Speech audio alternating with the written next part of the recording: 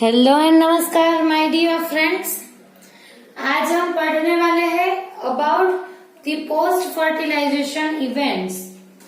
ठीक है कि after the completion of double fertilization which events will occur. So उसके बारे में आज हम पढ़ने वाले हैं।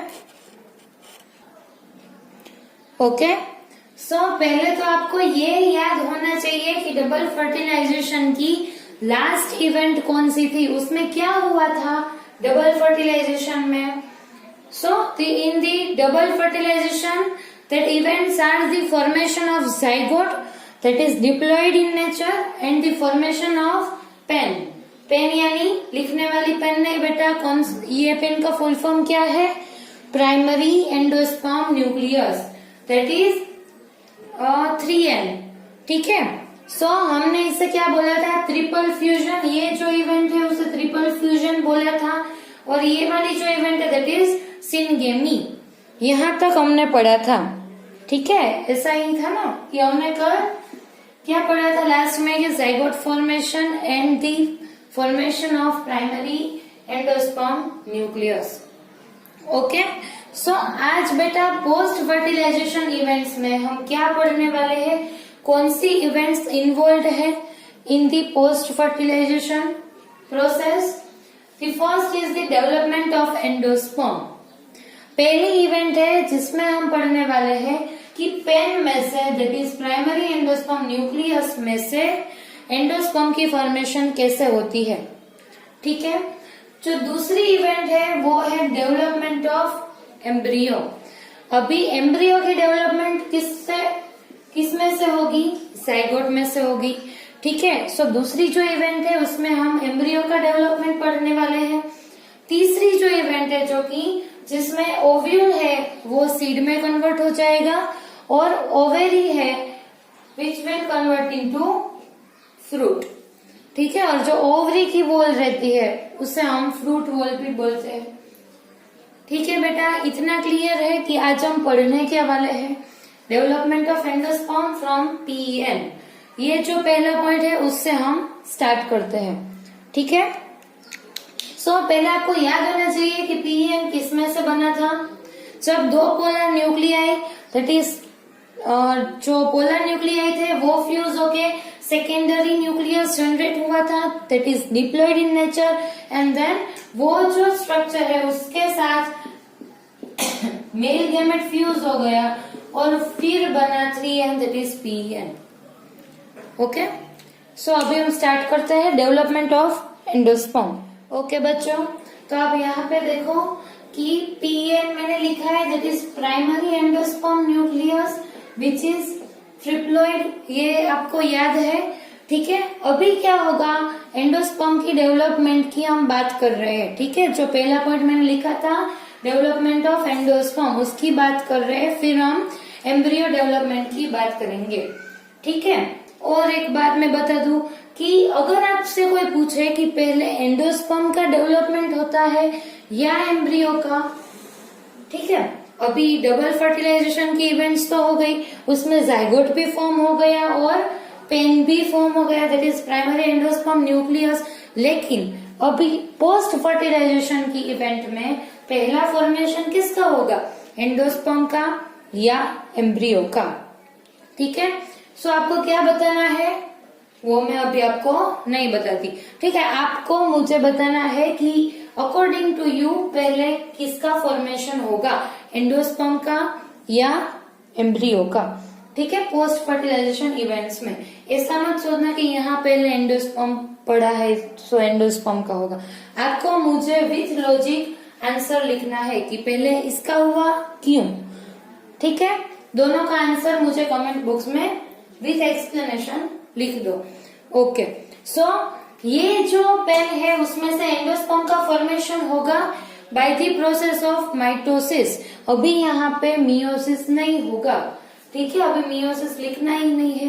जाहिर सी बात है मियोसिस कब होगा? जब हमें गेमेटोफाइट्स का फॉर्मेशन करना होता है तब होगा। गेमेट्स जनरेट करना है तभी मियोसिस की प्रोसेस होगी। अभी कौन सी प्रोसेस होगी? माइटोसिस। ठीक है और माइटोसिस से पेन जो है वो डिवाइड करेगा और आगे जाके क्या फॉर्म होगा? एंडोस्पर्म। ठीक है, जो पीईएन है वो रिपीटेटिव डिवीजन में से पास होगा और फिर उसमें से जनरेशन होगा एंडोस्पर्म का।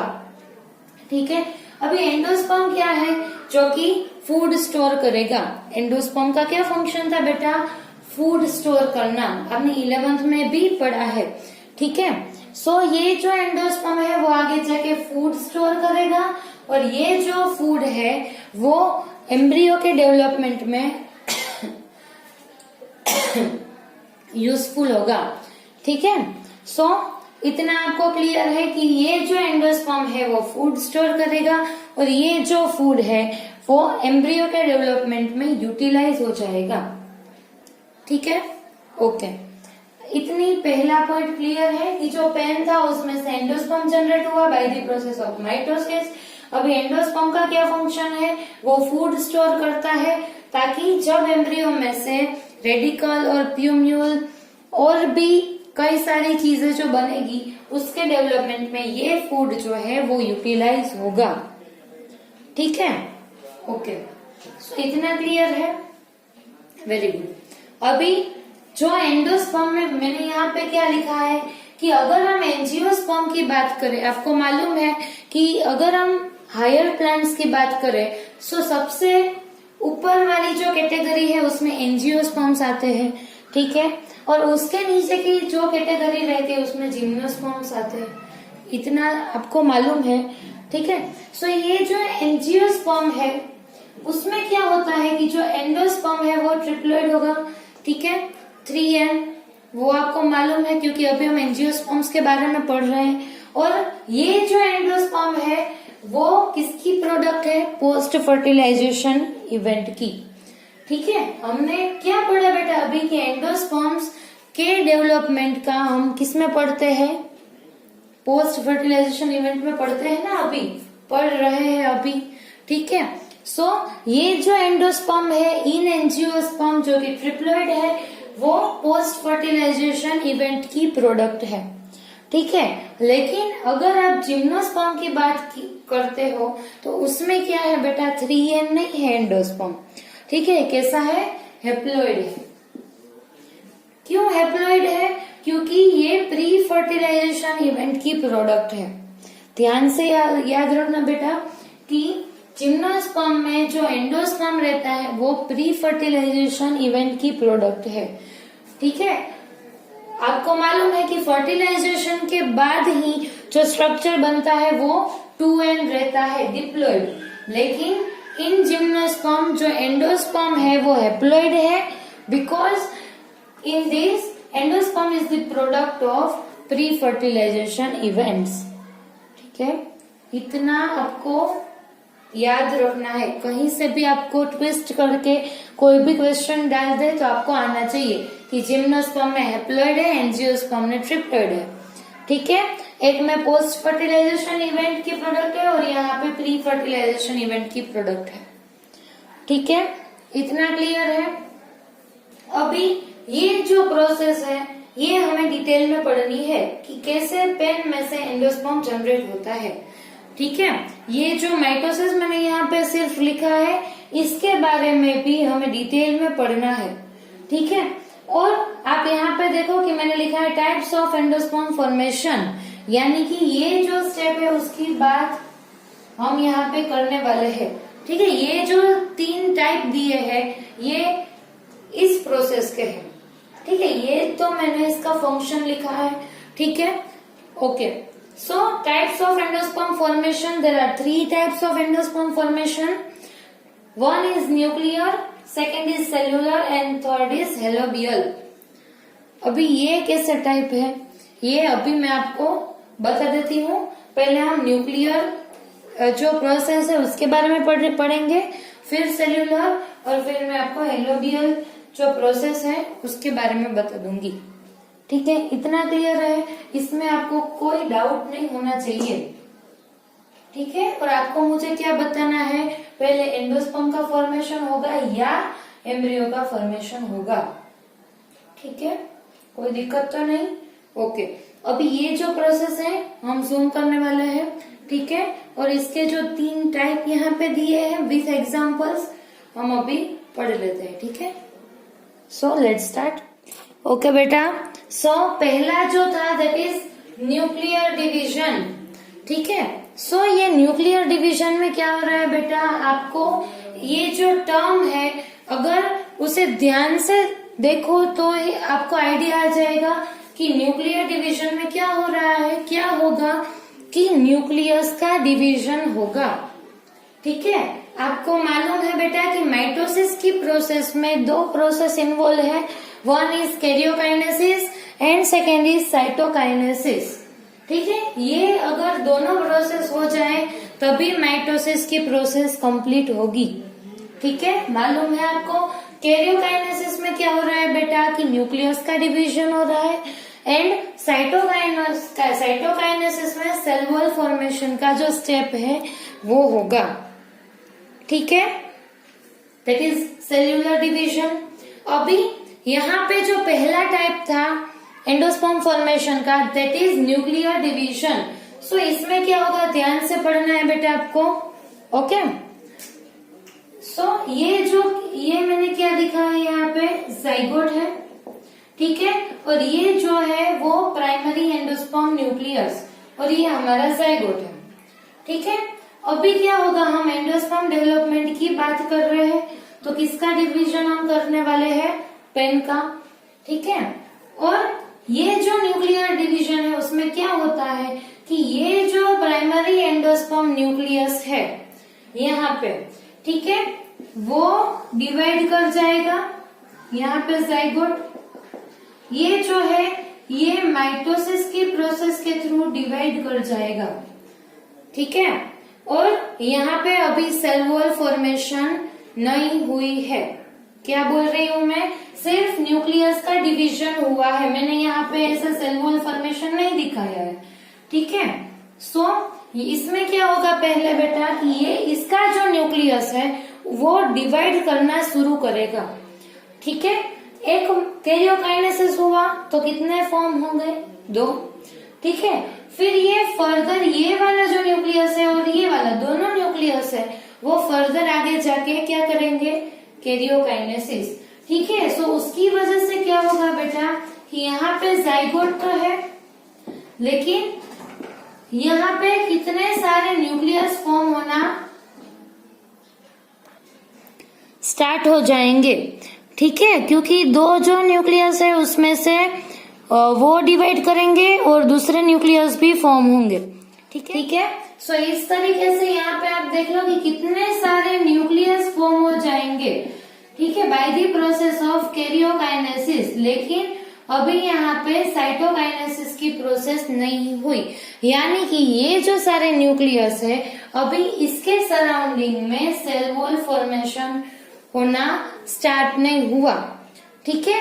अभी क्या होगा बेटा आगे जाके कि ये जो एक बार न्यूक्लियर डिवीजन खत्म हो गया फिर क्या होगा कि ये जो है न्यूक्लियस उसके सराउंडिंग में सेल वॉल फॉर्मेशन होना स्टार्ट होगा, ठीक है।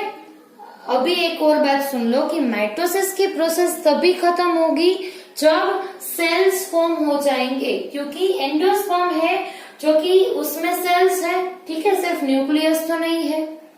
समझ में आ रहा है। अभी क्या हुआ है, सिर्फ न्यूक्लियस का फॉर्मेशन हुआ है, लेकिन फाइनल जो प्रोसेस है वो कब खत्म होगी बेटा, जब ये जो सारे न्यूक्लियस है उसके सराउंडिंग में सेल वॉल फॉर्मेशन हो जाएगा, ठीक है। जरा सा भी कंफ्यूज नहीं होना है, अभी थोड़ी देर में आपको सारी की सारी प्रोसेस जो है वो आ जाएगी, ठीक है। अभी क्या हुआ, एक बार न्यूक्लियस सारे जनरेट हो गए by the process of karyokinesis. अभी इसके सराउंडिंग में सेल वॉल फॉर्म होना स्टार्ट होगा, ठीक है।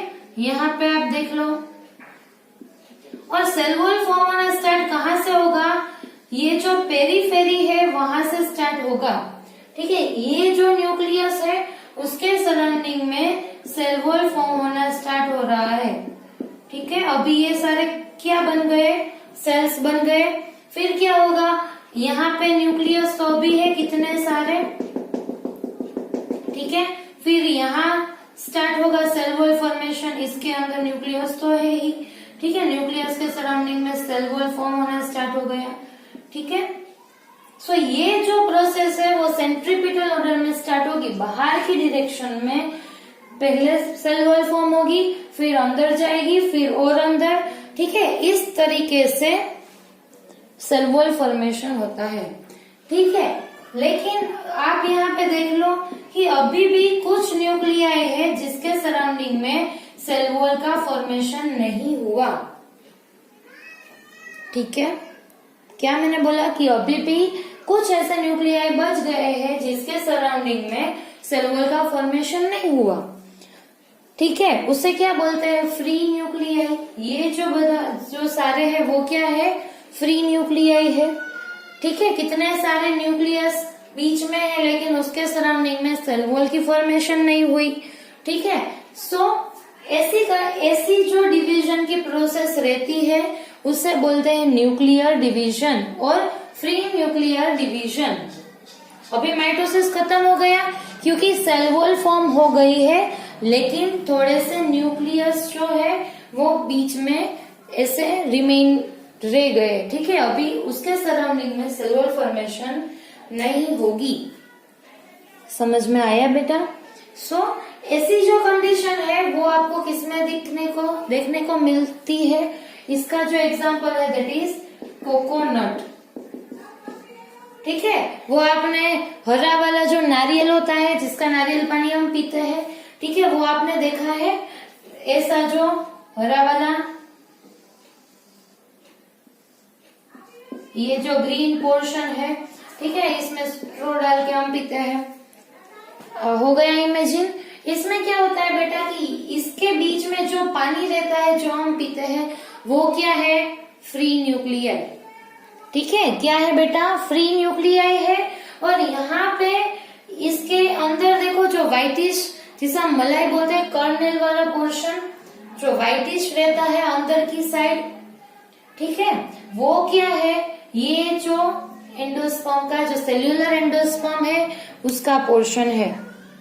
अभी आया समझ में कि ये जो फ्री न्यूक्लियाई है किसमें, कोकोनट में, वो क्या है, पानी है जो कि हम पीते हैं, और ये जो है दैट इज सेल्यूलर एंडोस्पर्म, वो जो व्हाइटिश पोर्शन रहता है वो है। ठीक है, इतना क्लियर हो गया। अभी एक बार मैं रिपीट कर दूं, न्यूक्लियर डिवीजन, जिसमें क्या होगा, कैसे एंडोस्पर्म की फॉर्मेशन होगी, जो पीईएन है that is primary endosperm nucleus, वो आगे जाके कैरियोकाइनेसिस करेगा और फिर जाके साइटोकाइनेसिस की प्रोसेस करेगा। ऐसा नहीं कि चलो कैरियोकाइनेसिस के साथ साथ ही हम साइटोकाइनेसिस करते जाए, ऐसा नहीं है। उसको कैसे इच्छा है, वो क्या करना चाहता है, पहले क्या होगा, ये जो न्यूक्लियस है वो कैरियोकाइनेसिस की प्रोसेस में से निकलेगा, जिसकी वजह से यहाँ पे कितने सारे न्यूक्लियस का फॉर्मेशन पहले हो जाएगा। ठीक है, सो पहले वो हो गया। अभी क्या है कि इसके सराउंडिंग में सेल वॉल फॉर्मेशन होना स्टार्ट होगा। ठीक है, सो ये उसके बाद में सेल वॉल फॉर्मेशन स्टार्ट हुआ, वो भी कहाँ से हुआ, पेरिफेरी में से हुआ, फिर ऐसे अंदर की साइड बढ़ने लगा। ठीक है, लेकिन इसमें भी बीच में फ्री न्यूक्लियाई अभी भी प्रेजेंट है। ठीक है, इसकी वजह से इसको फ्री न्यूक्लियर डिवीजन भी बोलते हैं। सो ये न्यूक्लियर डिवीजन खत्म हुआ, यहाँ पे एंडोस्पर्म का जनरेशन अभी हो गया है। ठीक है, एंडोस्पर्म का फॉर्मेशन हो गया है। कितना इजी है बेटा पीईएन में से एंडोस्पर्म की जनरेशन करना, वो भी न्यूक्लियर डिवीजन से। पहले न्यूक्लियस बना लो, फिर सेल वॉल फॉर्मेशन कीजिए। ठीक है, और बीच में थोड़े से ऐसे ही रख दो। ठीक है, और ये जो फ्री न्यूक्लियाई है वो आगे जाके वाटर बनेगा इसका, जो कि हम पीते हैं, और जो कर्नेल का पोर्शन है व्हाइटिश, वो क्या है, ये सेल्यूलर एंडोस्पर्म। ठीक है, अभी हम क्या देखने वाले हैं बेटा, सेल्यूलर डिवीजन। सो सेल्यूलर डिवीजन में क्या है, आप ऐसे ही आइडिया लगा सकते हो नाम पे से, ज्यादा रट्टा तो मारना ही नहीं है कभी भी। ठीक है, देख लो यहाँ पे, अगर सेल्यूलर डिवीजन की हम बात करें तो उसमें क्या होगा कि ये जो पेन है वो पूरा जो माइटोसिस की प्रोसेस है वो पूरी हो जाएगी। ठीक है, इसमें क्या होगा कि न्यूक्लियर डिवीजन के साथ साथ सेल वॉल फॉर्मेशन यानी साइटोकाइनेसिस की प्रोसेस है वो भी होना स्टार्ट हो जाएगी। ठीक है, सिर्फ न्यूक्लियर, उसमें क्या था कि पहले न्यूक्लियर डिवीजन फिर सेल वॉल फॉर्मेशन। ठीक है, लेकिन यहाँ पे क्या होगा, सेल्यूलर डिवीजन में न्यूक्लियर डिवीजन के साथ साथ सेल वॉल फॉर्मेशन भी हो गई। ठीक है, सो क्या होगा कि आगे जाके ये जो है वो फिर से डिवाइड होंगे और फाइनल स्ट्रक्चर कैसा बनेगा बेटा कि जिसमें सारे के सारे सेल है, उसके पास सेल वॉल भी है और न्यूक्लियस भी प्रेजेंट है। ठीक है, यहाँ पे जाइगोट, इतना क्लियर है। अभी यहाँ पे जाइगोट मैंने दिखाया है, तो ये कौन सा एंड है बेटा, चालाज़ल या माइक्रोपाइलर? Very good, micropylar. और ये कौन सी है, चालाज़ल। इतना तो दिमाग में रखना ही है, ये दिमाग में रख लो कि चालाज़ल एंड की साइड में एंडोस्पर्म जनरेट होता है और माइक्रोपाइलर जो एंड है वहां पे जाइगोट फॉर्म हुआ है। क्योंकि जब हम जाइगोट डेवलपमेंट के बारे में पढ़ेंगे तभी आपको ये समझने में आसान रहेगा। ठीक है, सो ये क्या है, सेल्यूलर डिवीजन। इसमें क्या है बेटा कि ये जो पीईएन है वो न्यूक्लियर डिवीजन के साथ साथ साइटोकाइनेसिस भी साथ साथ ही करेगा। ठीक है, किसी को क्या होता है कि पहले रोटी शाक खाते हैं फिर दाल चावल लेते हैं। ठीक है, सो वो क्या था पहले वाला, जिसमें पहले रोटी और सब्जी खा ली फिर दाल चावल खाए। ठीक है, लेकिन ये क्या है, दोनों साथ में ही करता है, रोटी सब्जी भी खा ली और दाल चावल भी खा लिए, फिर फाइनल एंडोस्पर्म का फॉर्मेशन हो गया। ठीक है, सो ये जो मेथड है इसके अंदर न्यूक्लियस प्रेजेंट है। ठीक है, आपको क्या करना है बेटा, अच्छे से डायग्राम बना लो सेल्यूलर डिवीजन का और न्यूक्लियर डिवीजन दोनों का। अभी थर्ड वाला जो टाइप है उसके बारे में हम पढ़ेंगे। ठीक है, ये दोनों आपको क्लियर है, ये तो नाम पे से ही आइडिया लग आ जाता है, ऐसी सिंपल प्रोसेस है। ठीक है, तो अभी हम तीसरी प्रोसेस पढ़ने वाले हैं। ओके, सो अभी हम helobial type of formation of the endosperm वो पढ़ने वाले हैं। ठीक है, वो दोनों तो आपको क्लियर है, जिसमें पहले न्यूक्लियस का और फिर सेल्यूलर टाइप का जो है वो दोनों आपको क्लियर है। अभी हेलोबियल टाइप ऑफ फॉर्मेशन, इसमें क्या है बेटा, पहले आपको ये मालूम होना चाहिए कि हेलोबियल टर्म क्या है। हेलोबियल जो है वो एक ऑर्डर है। ठीक है, किसमें, मोनोकोट्स जो है उसका एक ऑर्डर का नाम है, जिसमें इस टाइप का जो है फॉर्मेशन का जो टाइप है वो देखा गया है। ठीक है, मैं क्या बोल रही हूँ कि हेलोबियल जो है वो एक ऑर्डर है, आपको ऑर्डर तो मालूम है। ठीक है, और किसका ऑर्डर, मोनोकोट्स का ऑर्डर है। ठीक है, हेलोबियल, जिसमें इस टाइप का एंडोस्पर्म फॉर्मेशन की जो मेथड है वो पाई गई है, देखी गई है।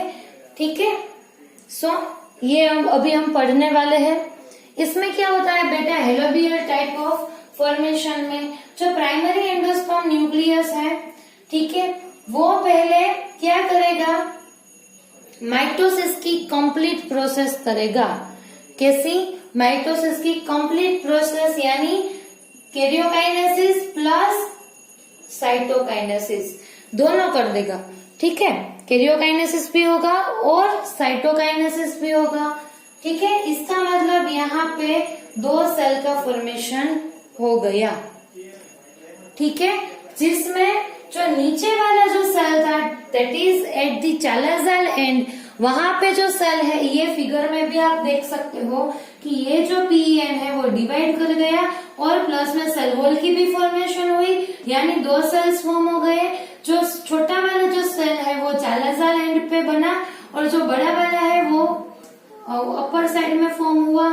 ठीक है, सो ऐसे दो सेल्स फॉर्म हो गए, एक छोटा और एक बड़ा। छोटा वाला जो है वो चालाज़ल एंड पे है और बड़ा वाला जो है वो उस तरफ है माइक्रोपाइलर एंड के साइड।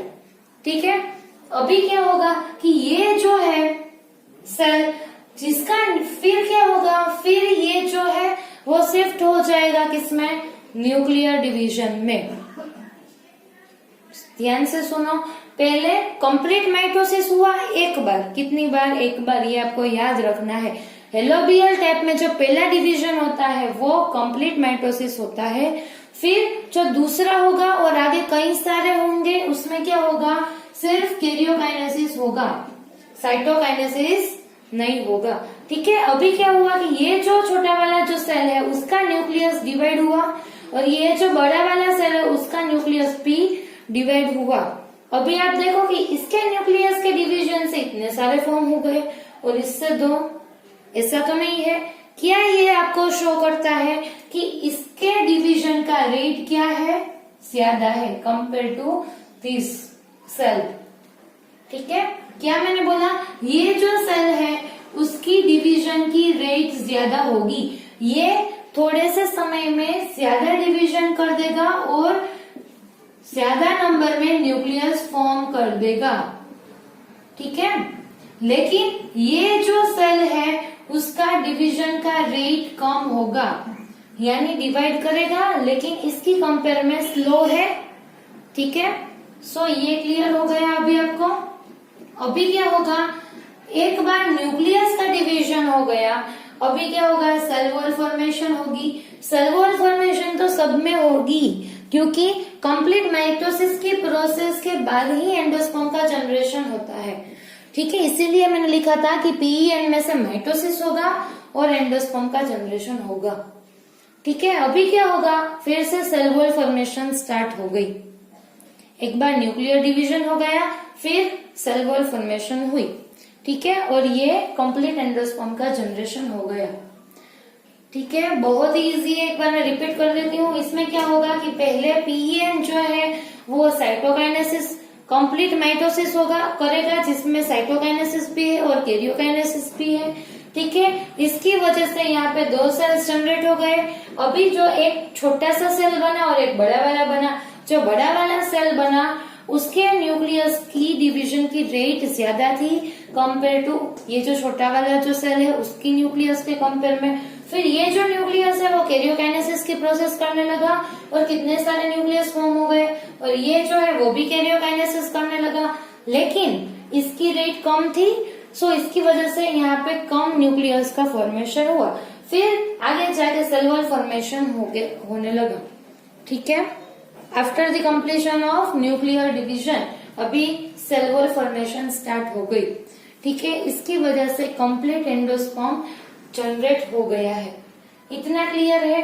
अभी इसके तीनों के जो एग्जांपल है, न्यूक्लियर के, सेल्यूलर के और हेलोबियल टाइप के, वो मैंने यहाँ पे लिखे हैं। ठीक है, आप इस एग्जांपल्स को लिख लेना कहीं पे अच्छी जगह पे। ठीक है, ताकि जब आपको पढ़ना हो तब आपको इजीली ये मिल जाए। ठीक है, सो ये जो तीनों मेथड है वो एंडोस्पर्म के जनरेशन की है। सो हमारा जो पहला पॉइंट था एंडोस्पर्म फॉर्मेशन वो अभी क्लियर हो गया, खत्म हो गया। अभी सेकेंड पॉइंट आएगा, that is development of embryo. Okay okay बेटा, सो अभी हमें सेकेंड पॉइंट जो था that is the development of embryo from the zygote. ठीक है, वो वाला पॉइंट अभी हम पढ़ेंगे। ठीक है, ये भी बेटा बहुत ही इजी पॉइंट है। ठीक है, यहाँ पे आप देख लो कि एम्ब्रियो सेक मैंने बनाया है। ठीक है, जिसमें एंडोस्पर्म का फॉर्मेशन मैंने यहाँ पे दिखा दिया है। ओके, कि यहाँ पे देख लो कि एंडोस्पर्म का जनरेशन अभी हो गया है, जो कि आपके क्वेश्चन का आंसर भी मिल चुका है कि एंडोस्पर्म का जनरेशन पहले हो गया, अभी बाद में जाइगोट का डेवलपमेंट होगा। ठीक है, मुझे नहीं बताना था लेकिन अभी बता दिया, कोई बात नहीं। चलो, सो ये जो एंडोस्पर्म का डेवलपमेंट पहले होगा, क्यों? क्योंकि एंडोस्पर्म जो है वो जाइगोट को नरिशमेंट प्रोवाइड करता है। ठीक है, मुझे बताना पड़ा क्योंकि अभी आपको वरना ये कुछ समझ में नहीं आता, इसकी वजह से। कोई बात नहीं। चलो, ये जो एंडोस्पर्म है इसका डेवलपमेंट अभी हो चुका है, लेकिन जाइगोट का डेवलपमेंट होना बाकी है। यहाँ पे जो क्वेश्चन निकलता है आपको याद रखना है बेटा कि कहीं पे भी एंडोस्पर्म का डेवलपमेंट पहले होगा, ठीक है। पहले एंडोस्पर्म जनरेट हो जाएगा, बाद में इसका डिवीजन खत्म होने के बाद एंडोस्पर्म जनरेशन होने के बाद क्या होगा, जाइगोट का डेवलपमेंट शुरू होगा, ठीक है। यहाँ पे जाइगोट है, यानी ये माइक्रोपाइलर एंड है और ये चालाजाल एंड है। एंड याद रखना बहुत नेसेसरी है, क्योंकि अगर यहाँ आपको जरा सा भी कंफ्यूजन हुआ तो फिर आपको आगे क्वेश्चन सोल्व करने में भी दिक्कत होगी, ठीक है। जाइगोट है यानी माइक्रोपाइलर एंड है, ठीक है। अभी क्या होगा कि जाइगोट में से एम्ब्रियो बनाते हैं। चलो, जाइगोट में कौन सी प्रोसेस होगी, माइटोसिस की। मियोसिस तो अभी आपको भूल ही जाना है, जब गैमेट्स जनरेशन आए तभी मियोसिस को याद करना है, ठीक है। ये जो माइटोसिस हुआ वो कैसा होगा, ट्रांसवर्स, ठीक है। ये जो जाइगोट है दैट इज डिप्लॉयड, ये अभी माइटोसिस की प्रोसेस से डिवाइड हुआ और इसने क्या किया, 2 सेल्स का जनरेशन कर दिया, क्योंकि माइटोसिस से कितने सेल्स फॉर्म होते हैं बेटा, 2 सेल्स, ठीक है। एक माइटोसिस हुआ, ठीक है, और वो कैसा था जिसमें ट्रांसवर्स, ये ट्रांसवर्स होता है ना। ये जो सेल वॉल फॉर्म हुई वो ट्रांसवर्स हुई, ठीक है। 2 सेल्स जनरेट हो गए, इतना समझ में आ रहा है बेटा, वेरी गुड। ये जो ऊपर वाला जो सेल फॉर्म हुआ वो कंपेयर में थोड़ा सा बड़ा होगा और जो नीचे वाला जो सेल है वो कंपेयर में छोटा होगा, ठीक है। इतना क्लियर है। ये जो छोटा सेल है, कहाँ छोटा सेल है, कहाँ बड़ा वाला सेल फॉर्म हो रहा है। हेलोबियल टाइप में क्या हुआ था, जो नीचे चालाजाल एंड पे जो सेल था वो छोटा सा था, ठीक है। यहाँ पे ऐसा आपको याद रखना है, कोरिलेट कर दो कि यहाँ पे भी क्या हो रहा है कि जो एम्ब्रियो सेल जो नीचे जो चालाजाल एंड पे फॉर्म हो रहा है वो कैसा है बेटा, छोटा है, ठीक है। ये जो छोटा वाला सेल है वो कौन सा है, एम्ब्रियो सेल। और यहाँ पे जो बड़ा वाला सेल फॉर्म हो रहा है जो कि माइक्रोपाइलर एंड की तरफ है वो कैसा है बेटा, बड़ा है, ठीक है। इतना क्लियर है। जो बड़ा वाला सेल है उसे क्या बोलते हैं, सस्पेंसर सेल, और जो छोटा वाला सेल है उसे बोलते हैं एम्ब्रियो सेल। 2 सेल्स फॉर्म हो गए, एक माइटोसिस की प्रोसेस हुई, उसमें जो ऊपर वाला है दैट इज सस्पेंसर, नीचे वाला छोटा वाला एम्ब्रियो सेल। इतना क्लियर। अभी क्या है बेटा कि ये जो दोनों सेल्स फॉर्म हुए वो मैंने यहाँ पे लिखे हैं, ऊपर वाला थोड़ा सा बड़ा बना देती हूँ क्योंकि वो बड़ा है, दैट इज सस्पेंसर, और ये है एम्ब्रियो सेल, ठीक है। अभी ये जो सस्पेंसर सेल है उसमें पहला माइटोटिक सेल डिवीजन कैसा होगा, ट्रांसवर्स, ठीक है। और एम्ब्रियो सेल जो कि छोटा वाला है उसमें पहला माइटोटिक डिवीजन कैसा होगा, लॉन्गिट्यूडनल, यानी ऐसे, ठीक है, इस तरीके से होगा, और इसमें इस तरीके से होगा। अगर मैं यहाँ आपको दिखा दूं, ये जो सस्पेंसर सेल है इसमें ही दिखा देती हूँ, वो पहले ट्रांसवर्स डिवाइड करेगा और 2 सेल फॉर्म होंगे, और इसका जो पहला माइटोसिस है वो लॉन्गिट्यूडनल होगा, यानी कि ऐसे लॉन्गिट्यूडनल होगा, यानी कि इस तरफ 2 सेल्स फॉर्म होंगे। ये इम्पोर्टेंट क्वेश्चन है, ठीक है। पहला माइटोसिस हुआ वो ट्रांसवर्स था जिसमें से 2 सेल्स जनरेट हुए। अभी ये जो 2 सेल्स में जो बड़ा वाला सेल है दैट इज सस्पेंसर, उसमें पहला हुआ ट्रांसवर्स माइटोसिस, और जो एम्ब्रियो सेल है उसमें कौन सा हुआ, लॉन्गिट्यूडनल माइटोसिस, ठीक है। अभी आगे क्या होगा कि जो ये ट्रांसवर्स माइटोसिस हुआ यानी कि सस्पेंसर सेल में, उसमें फर्दर माइटोटिक सेल डिवीजन होंगे जो कि कैसे रहेंगे, ट्रांसवर्स ही होंगे, लॉन्गिट्यूडनल यहाँ पे नहीं होता, ठीक है। ये फर्दर जो सस्पेंसर सेल है वो फर्दर माइटोटिक सेल डिवीजन के कारण ऐसे जो सीधी लाइन में सेल्स फॉर्म हो जाएंगे, ठीक है, 1 2 3 4, यानी कि दूसरी माइटोटिक सेल डिवीजन की प्रोसेस हुई, 2 तो जनरेट हो गए थे, अभी एक और हुआ, यानी 4 सेल्स जनरेट हो गए, ठीक है। ये जो चारों सेल है वो किस में से फॉर्म हुए हैं, सस्पेंसर में से। कंफ्यूज मत होना, बहुत बहुत इम्पोर्टेंट पॉइंट है ये, ठीक है, बिल्कुल भी कंफ्यूज नहीं होना है। और ये जो एम्ब्रियो सेल है इसमें पहला डिवीजन कैसा हुआ, लॉन्गिट्यूडनल, और दूसरा कैसा हुआ, ट्रांसवर्स, याद रखना। फिर यहाँ पे कोई भी प्लेन में डिवीजन हो सकता है, लेकिन जो पहला हुआ वो आपको याद रखना है, दैट इज लॉन्गिट्यूडनल, ठीक है। एम्ब्रियो सेल में पहला लॉन्गिट्यूडनल और दूसरा कोई भी डायरेक्शन में होगा, ऐसा जरूरी नहीं है कि दूसरा वाला भी लॉन्गिट्यूडनल ही हो, ठीक है। लेकिन सस्पेंसर जो सेल है उसमें ट्रांसवर्स सेल डिवीजन होता रहेगा। इतना क्लियर है बेटा? ओके। अभी ये जो मैंने लिखा है ओस्टेरियल सेल और सस्पेंसर सेल, इसके फंक्शंस के बारे में बताती हूँ। अभी ये कंप्लीट एम्ब्रियो नहीं बना है, ठीक है। अभी मैं आपको ऐसा कंप्लीट एम्ब्रियो दिखाती हूँ, चलो देख लो। ओके बेटा, सो अभी आप देख लो, वो जो लास्ट वाला डायग्राम था उसमें थोड़ा मैंने बड़ा कर दिया है और विथ लेबलिंग यहाँ पे दिखाया है, ठीक है। अभी ये अच्छे से पढ़ना है, कोई जल्दी नहीं है, आराम से पढ़ो क्योंकि ये बहुत ही इम्पोर्टेंट है और थोड़ा टफ भी है, ठीक है। लेकिन ध्यान से पढ़ोगे तो आ जाएगा, ठीक है।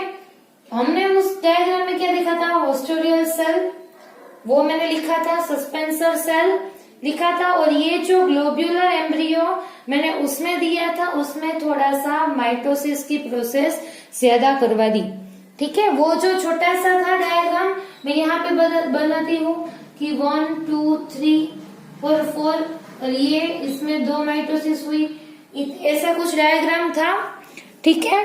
अभी क्या किया कि ये जो सारे सेल है वो फर्दर माइटोसिस की प्रोसेस की उसने, और फिर ज्यादा नंबर में सेल बना दिए, लेकिन जो ऊपर वाला जो सेल है वो बड़ा ही होगा। ऐसा क्यों, मैं अभी बताती हूँ, रुको। और ये जो एम्ब्रियो सेल जो है जिसने लॉन्गिट्यूडनल डिवीजन किया था पहला और दूसरा ट्रांसवर्स किया था, इसने फिर से डिवाइड करना स्टार्ट किया, और कितनी सारी माइटोसिस की प्रोसेस के बाद ऐसा स्ट्रक्चर बना है। समझ में आ रहा है इतना, ठीक है। सो अभी इतना क्लियर हो गया कि डायग्राम आया कहाँ से, ठीक है। अभी देख लो, जो पहला सेल है दैट इज ओस्टेरियल सेल। सो इसका क्या रोल है और ये क्यों बड़ा है। अगर मैं यहाँ पे एक एम्ब्रियो सेल ड्रॉ कर रही हूँ, ठीक है, ये जो एंड है दैट इज माइक्रोपाइलर एंड, यहाँ पे एंडोस्पर्म था, यहाँ पे जाइगोट था, जाइगोट की सेल ने डिवाइड किया, फिर ये सारी सेल्स डिवाइड हो गई, उसकी वजह से यहाँ सबसे ऊपर होगा ओस्टेरियल, फिर जो सस्पेंसर सेल है वो, और फिर यहाँ पे एम्ब्रियो और यहाँ पे एंडोस्पर्म है। इतना क्लियर है। ये मैंने एम्ब्रियो से ये वाला ये जो एंड है दैट इज माइक्रोपाइलर, और ये जो है दैट इज चालाजाल। इतना क्लियर है, ठीक है। और ये जो ओस्टेरियल सेल है वो क्या करेगा, इसके सराउंडिंग में न्यूसेलस प्रेजेंट होगा, याद है, और उसके सराउंडिंग में इंटीग्यूमेंट्स, 2 इंटीग्यूमेंट्स, ठीक है। एंजियोस्पर्म की बात कर रहे हैं, इसीलिए अगर जिम्नोस्पर्म है तो सिर्फ एक ही इंटीग्यूमेंट होगा, ठीक है। सो ये जो ओस्टेरियल सेल है वो इसके सराउंडिंग में जो न्यूसेलस प्रेजेंट है उसमें से नरिशमेंट लेगा। ओस्टेरियल यानी सकिंग सेल, ठीक है। ओस्टेरियल प्लांट्स के वो जो रूट्स रहते हैं, ठीक है, उसके ऊपर से ये टर्म दिया गया है, ठीक है। सो जो ओस्टेरियल सेल है दैट इज सकिंग सेल, ये क्या करेगा कि न्यूसेलस में जो फूड स्टोर किया गया है वो सक करके क्या कहाँ पास करेगा, फर्दर एम्ब्रियो सेक में पास करेगा। इतना क्लियर है। आई रिपीट, ओस्टेरियल सेल जो है वो सकिंग सेल है, वो न्यूसेलस में से फूड मटेरियल को सक करके वो जो नरिशमेंट उसे मिला वो एम्ब्रियो सेक को पास करेगा। एम्ब्रियो सेक में जो सेल्स है फर्दर नीचे उसे पास करेगा, ठीक है। सो ये नरिशमेंट लेने में हेल्प करता है, किसमें से बेटा, न्यूसेलस में। ये अभी आपको इतना इजी लग रहा है, लेकिन आपको अभी पढ़ना है, इसकी नोट्स बनानी है, तभी आपको ये क्लियर होगा, ठीक है, क्योंकि अभी आपको आ रहा है, ठीक है, लेकिन फिर आगे जाके सब कुछ मिक्स हो जाएगा, इसीलिए नोट्स बनाना बहुत इम्पोर्टेंट है ये चैप्टर की, ठीक है। नहीं बनाई तो बनाने लगो, ठीक है। अभी ये ओस्टोरियल सेल है जो कि सकिंग सेल है।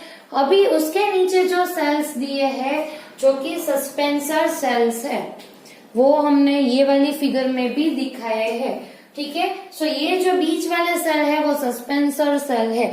अभी इसका क्या रोल है बेटा सस्पेंसर सेल का? सस्पेंसर सेल यानी कि जो सस्पेंस कर रहा हो, यानी अभी बता देती हूँ, ये जो एम्ब्रियोसेक है, ठीक है, यहाँ पे ओस्टोरियल सेल है। अभी सस्पेंसर सेल के नीचे यहाँ पे एम्ब्रियो जो सेल है वो दिया है, ठीक है। यहाँ एंडोस्पर्म है। अभी सस्पेंसर सेल क्या करेगा? जो ये एम्ब्रियो सेल है उसे नीचे की डायरेक्शन में पुश करेगा। क्यों नीचे की डायरेक्शन में? क्योंकि नीचे एंडोस्पर्म प्रेजेंट है जिसके पास फूड मटेरियल है, यानी इसके डेवलपमेंट के लिए जो फूड मटेरियल चाहिए वो एंडोस्पर्म के पास है। इसकी वजह से ये क्या करेगा सस्पेंसर सेल? डिवाइड करते जाएंगे और एम्ब्रियोसेक को कौन से एंड की ओर? चालाजाल एंड की ओर पुश करेंगे। ये क्वेश्चन भी इम्पोर्टेंट है। इन शॉर्ट ये सारा कुछ इम्पोर्टेंट है, लेकिन ध्यान से पढ़ो। सस्पेंसर सेल एम्ब्रियो सेल को चालाजाल एंड की ओर पुश करेंगे। क्यों? क्योंकि नरिशमेंट वहां पे प्रेजेंट है। किसमें प्रेजेंट है बेटा? एंडोस्पर्म में। यानी अगर कोई आपसे पूछे कि एम्ब्रियो सेल है उससे नरिशमेंट कहाँ से मिलता है, किसमें से मिलता है, तो आपको याद होना चाहिए कि जो एम्ब्रियो सेल है उससे पहला नरिशमेंट मिलेगा न्यूसेलस में with the help of haustorial cell, and दूसरा जो उसके नरिशमेंट का सोर्स है दैट इज एंडोस्पर्म, ठीक है, जो कि फूड रिजर्व करता है, वो भी एम्ब्रियो सेल को नरिशमेंट प्रोवाइड करेगा। क्योंकि एम्ब्रियो ही हमारे लिए इम्पोर्टेंट है ना बेटा, क्योंकि अभी रूट और शूट का फॉर्मेशन किस में से होगा? एम्ब्रियो में से होगा। रूट का फॉर्मेशन किस में से होता है? रेडिकल्स में से होता है। प्लूम्यूल में से शूट का फॉर्मेशन होता है, वो भी अभी हमें देखना है। इन शॉर्ट आपको अभी कंप्लीट प्लांट कैसे फॉर्म होता है वो अभी मैं आपको दिखाने वाली हूँ। सो यहाँ पे फोकस कीजिए, इधर उधर देखने की आवश्यकता नहीं है, ठीक है।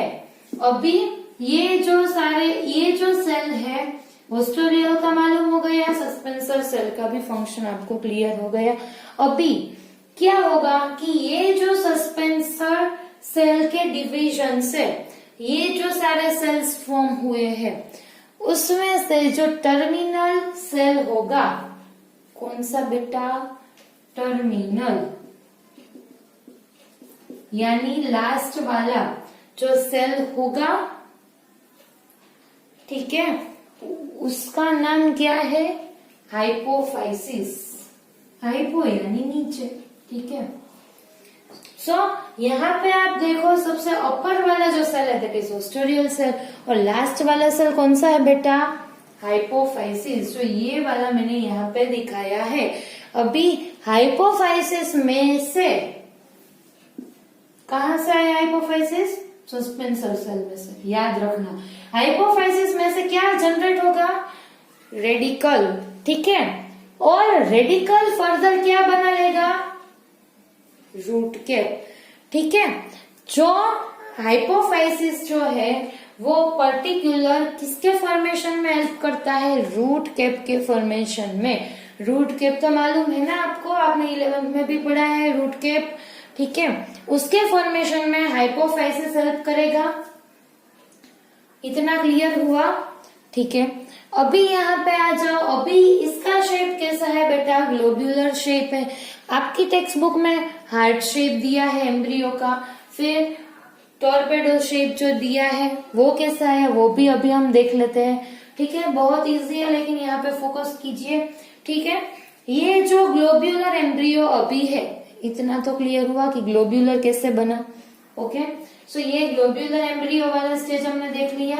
ठीक है, इसमें कुछ मैंने लेबलिंग करके दी है। ये क्या है बेटा, इसका जो सबसे आउटर लेयर होगा उसे बोलते हैं डर्माटोजन।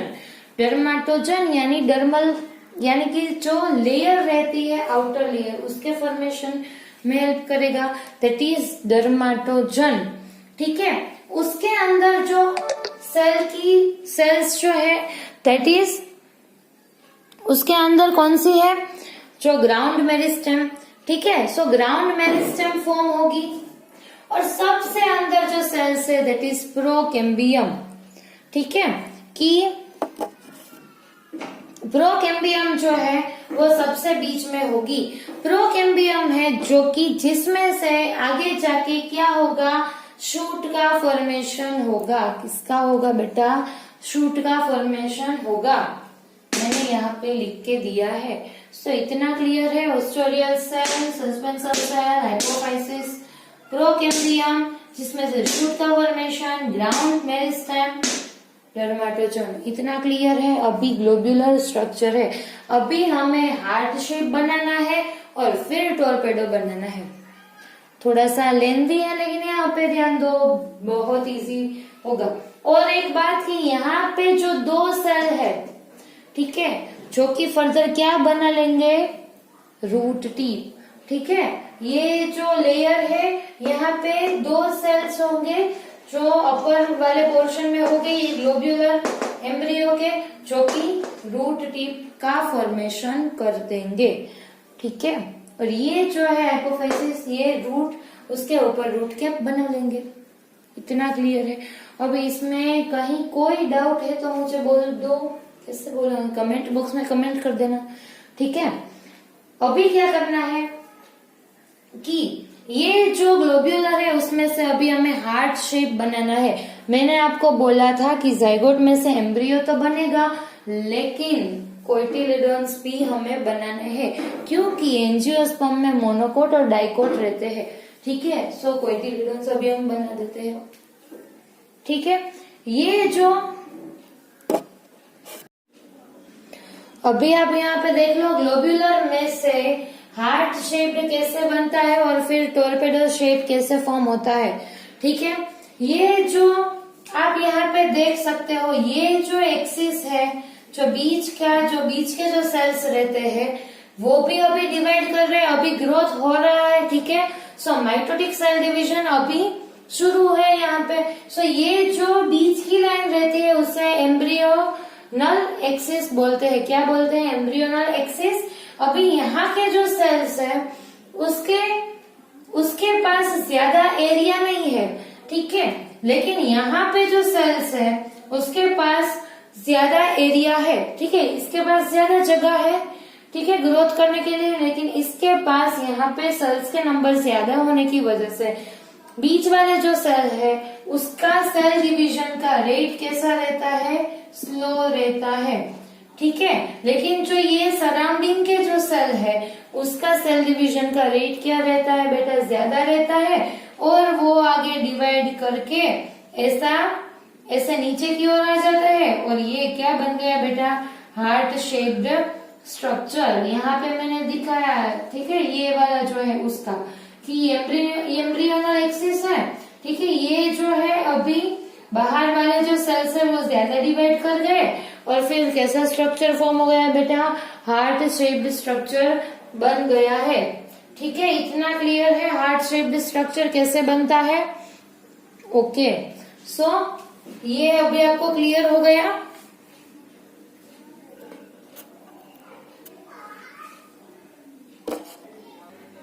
अभी आप इसमें देख लो बेटा टेक्स्ट बुक में।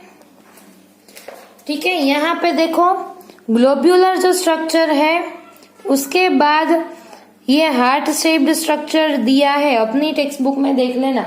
ठीक है, उसमें सस्पेंसर भी दिखाया है और ये ओस्टोरियल सेल भी दिखाया है। ठीक है, अभी क्या होगा बेटा कि ये जो नीचे वाला जो हार्ट शेप्ड एम्ब्रियो है उसमें फर्दर डिवीजन होने का स्टार्ट होगा। ठीक है,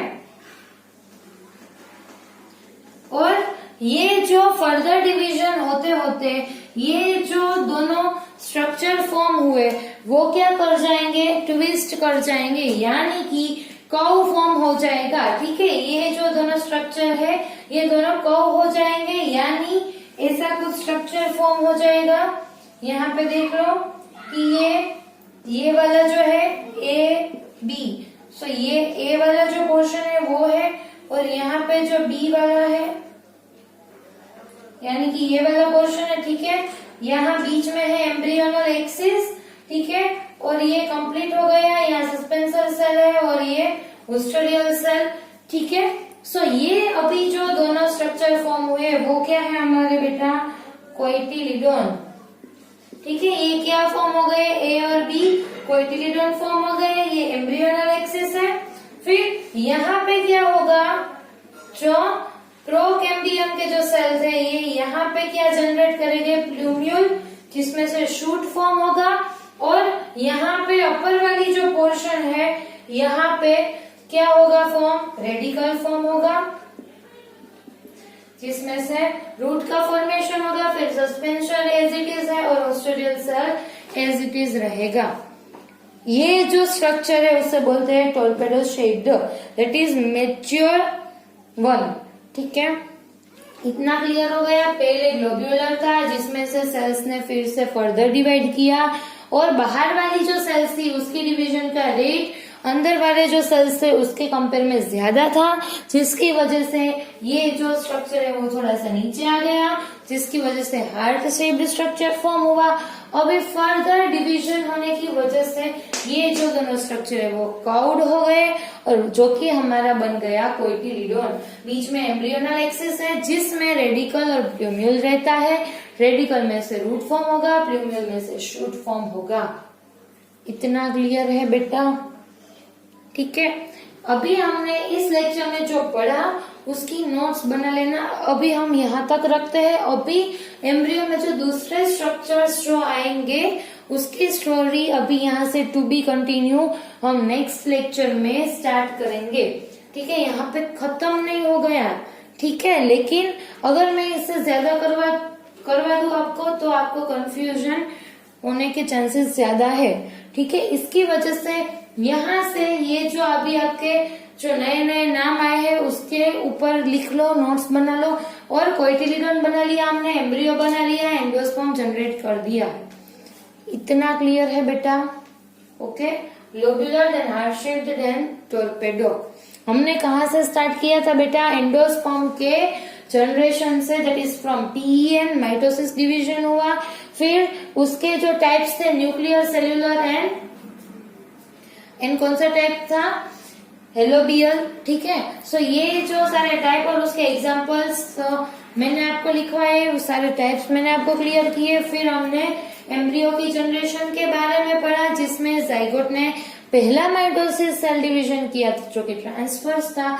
ट्रांसवर्स उससे दो सेल्स बने, सस्पेंसर एंड एम्ब्रियो सेल, जिसमें फर्दर जो सस्पेंसर सेल जो था उसमें से ट्रांसवर्स डिवीजन फर्स्ट हुआ और एम्ब्रियो सेल में पहला हुआ लॉन्गिट्यूडनल।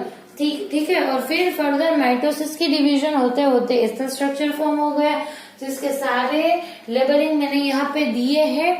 ठीक है, पूरा वीडियो देखो, एक बार देखो, दो बार देखो, जितनी बार देखना है, लेकिन कॉन्सेप्ट्स को क्लियर करो। ठीक है, ऐसा रट्टा नहीं मारने का है। और कोई भी क्वेश्चन अगर आपको होता है तो वेलकम है आपके क्वेश्चन को, मुझे जरा सा भी प्रॉब्लम नहीं है।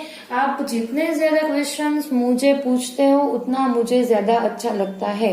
ऐसा नहीं कि चलो आपने बताया हमने मान लिया कि ये वाला स्ट्रक्चर है। अगर कोई डाउट आता है तो मुझे पूछो, ठीक है, बिंदास पूछो। और अगर ये आपको ये वीडियो अच्छा लगता है तो don't forget to like, share and subscribe. ठीक है, और एक बात बेटा कि डायग्राम्स अच्छे से ड्रॉ कर लेना अपनी जो बुक है उसमें।